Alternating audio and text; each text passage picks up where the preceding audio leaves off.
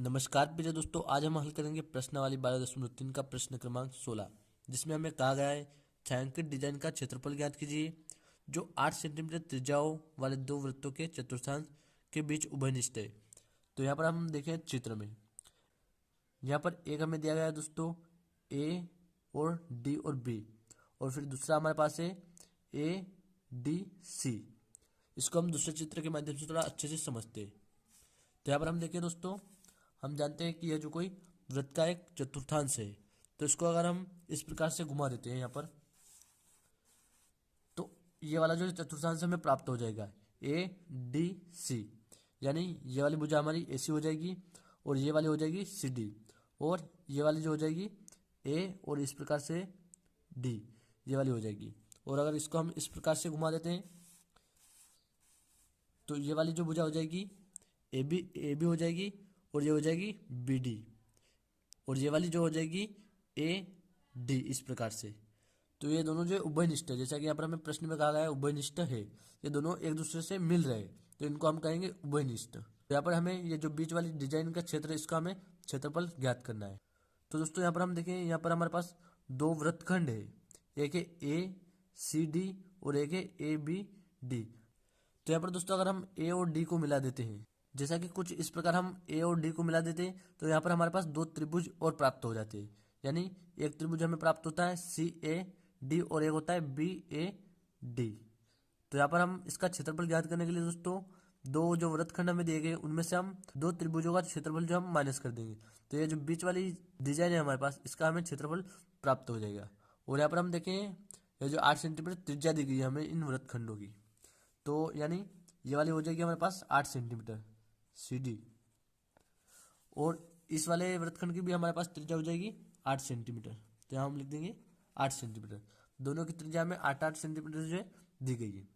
अब यहाँ पर हम दो वृत्तखंडों में से दो त्रिभुजों का जो है क्षेत्रफल माइनस कर देंगे, तो यहाँ पर हमें ये बीच वाला डिजाइन का क्षेत्र में प्राप्त हो जाएगा। तो दोस्तों अब जो यहाँ पर हमने लिख लिया, दिया है वृत्तों के चतुर्थांश की त्रिज्या में 8 सेंटीमीटर दी गई तथा थीटा बराबर 90 डिग्री। तो यहाँ पर हम देखें, यह जो हमारे पास कोण बन रहा है यह समकोण बन रहा है। तो यहाँ पर हम जानते हैं कि समकोण जो होता है 90 डिग्री का होता है, और ये वाला भी समकोण ही है, तो ये भी हमारे पास 90 डिग्री का रहेगा। तो यहाँ पर हमारे पास थीटा हो जाएगा 90 डिग्री। अब यहाँ पर हम दोस्तों लिखेंगे अतः छायांकित भाग का क्षेत्रफल।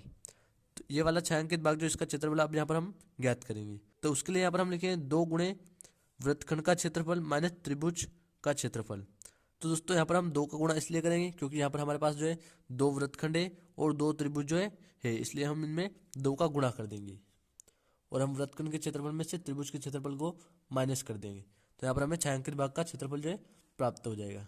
तो यहाँ पर हम लिखेंगे 2 गुणे वृत्तखंड के क्षेत्रफल का जो फॉर्मूला होता है पाई आर स्क्वायर थीटा बटा 360 डिग्री, और इसमें से हम माइनस कर देंगे 1/2 जो कि त्रिभुज का क्षेत्रफल होता है, 1/2 गुणे आधार गुणे ऊंचाई। अब यहाँ पर हम इनमें मान रख देते हैं दोस्तों। यहाँ पर हम लिखें 2 गुणे, अगर दोस्तों यहाँ पर हम देखिए पाई, जो पाई का मान जो होता है 22/7, तो हम लिखेंगे 22/7, और इसके गुणे में हम देखेंगे आर जो कि हमारे पास है दोस्तों 8 सेंटीमीटर। इस पर स्क्वायर लगा है तो हम इनको 2 बार लिख देते हैं। फिर इसके गुणे में थीटा जो कि हमारे पास है 90 डिग्री, तो यहाँ पर हम लिखते हैं 90 और बटा में 360। अब दोस्तों यहाँ पर हम माइनस लिखेंगे और 1/2, फिर इसके गुणे में हम लिखेंगे दोस्तों आधार।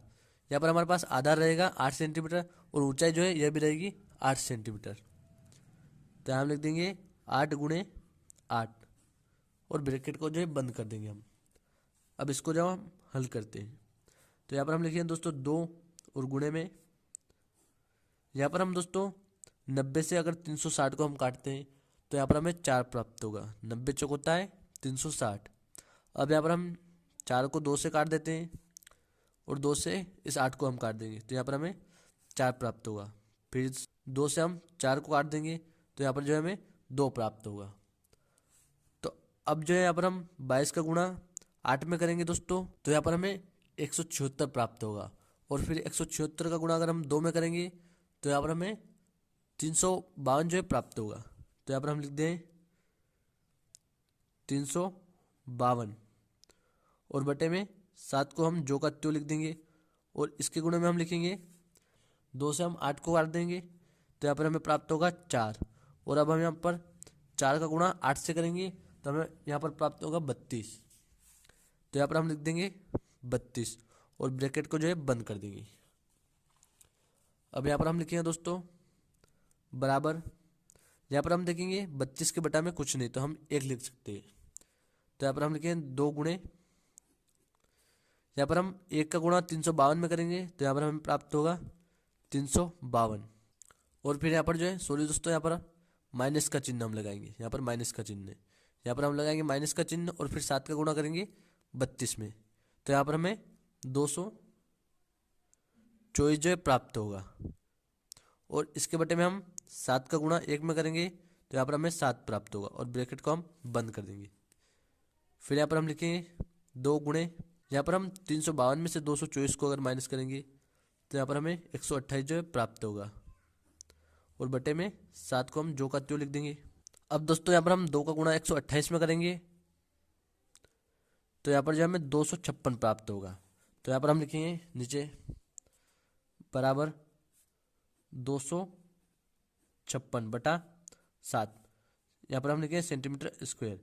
तो ये जो है हमारा दोस्तों छायांकित भाग का क्षेत्रफल लगेगा, यानी डिजाइन जो है इसका क्षेत्रफल 256 बटा 7 सेंटीमीटर स्क्वायर जो है रहेगा। उम्मीद करता हूँ दोस्तों सवाल अच्छे से समझ में आ गया होगा। धन्यवाद।